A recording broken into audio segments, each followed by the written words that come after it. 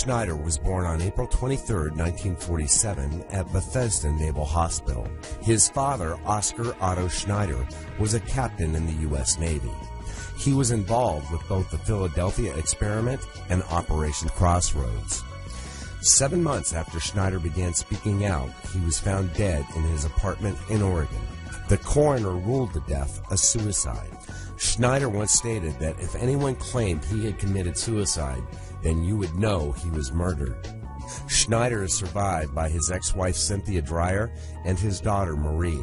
Now, for the first time, Cynthia and Marie sit down with open minds, and in this exclusive interview, they discuss the man who was at one time a husband and father who made some astonishing claims about the U.S. government and extraterrestrials that put all involved under intense scrutiny.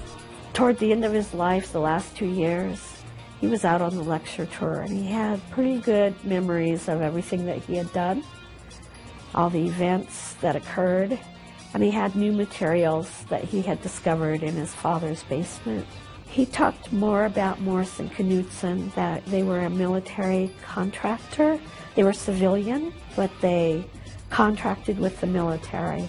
And so a lot of what he talked about was the deep underground mountain bases that he dug for the government all over the world. I mean, it wasn't just the United States. But he also mentioned Groom Lake, Area 51, S4, whatever you want to call it. He was a structural engineer. And he was an expert on explosives. So he was the person that helped to build the long shafts down into the deep underground mountain bases. He witnessed those and the monorail system that they had between the different dumb bases, and talked about how fast they were. You could go from New York to Los Angeles really fast.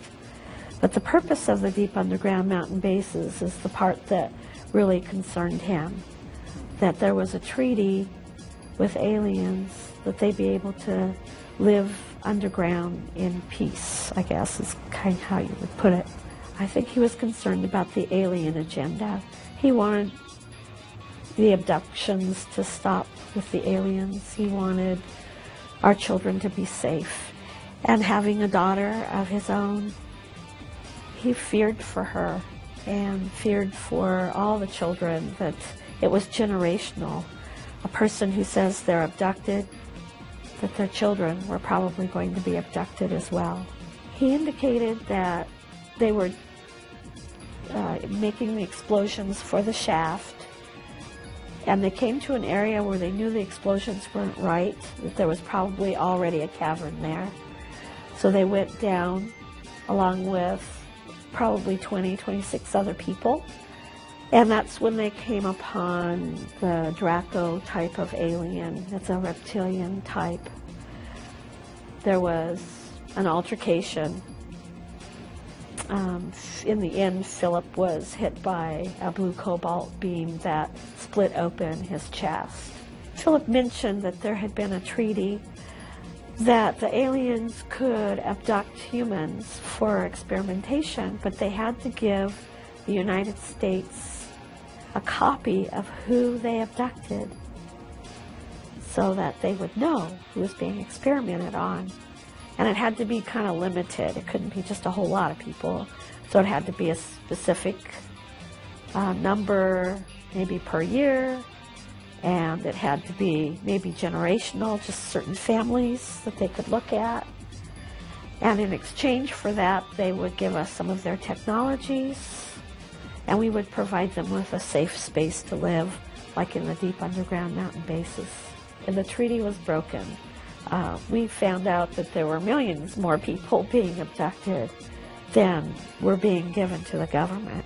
Of course, that was real concerning, because then the government didn't have as much control. I think the government wanted to go back in, take the people that had been abducted, do some experiments on them to see what the aliens had done. You know, now they couldn't do that. They didn't know who had been taken. About a week before Schneider's death, he was in Seattle securing plans for a book that would include everything from his lectures as well as other information. Cynthia felt something was not quite right about his death and asked the funeral director to investigate further. So he said he would take a look at the body, and I left. The very next day, I got a call from the police.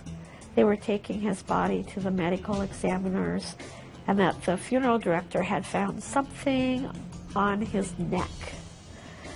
It turned out to be a catheter tube that had been wound 3 times around his neck and tied in the front. Now, Philip had osteoporosis, he had multiple sclerosis, he had cancer, he had so many things, but on top of that, he was missing some fingers on one of his hands. To do that 3 times around your head and then tie it in the knot, and then just sit on the edge of your bed and drop dead did not make sense to me at all. It definitely was not a stroke. And in my mind, it was a murder, and I knew things were missing from his apartment.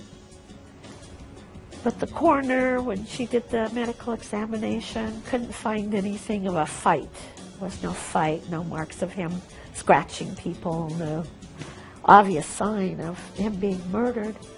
So they called it a suicide. Schneider's daughter Marie told us that she is still missing something that would give her some sense of closure. Justice.